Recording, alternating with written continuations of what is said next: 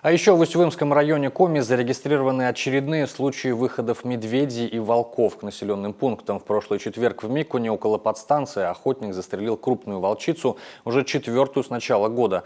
А накануне в районе поселка Черный Яр люди видели медведя. Косолапый вышел прямо к автобусной остановке. Следы крупного хищника заметили и Вайкина неподалеку от парка. Волки против собак, а медведь такой агрессии не высказывает, не показывает, но медведь это непредсказуемый зверь, с ним надо быть очень осторожным. Сегодня он спокойный, а завтра из-за любого, что человек спровоцирует, на что-то он может броситься. На регулирование численности медведей в Усть-Илимском районе охотникам выдано 4 разрешения. С начала года отстреляно 3 взрослые особи.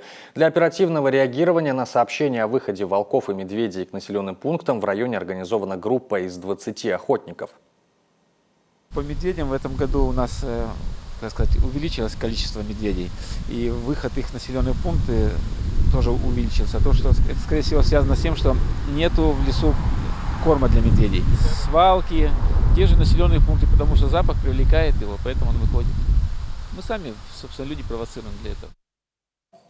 По данным мониторинга Минприроды Коми, численность медведей в республике составляет 3650 особей, волков втрое меньше. По сравнению с прошлым годом численность серых хищников сократилась на 21%.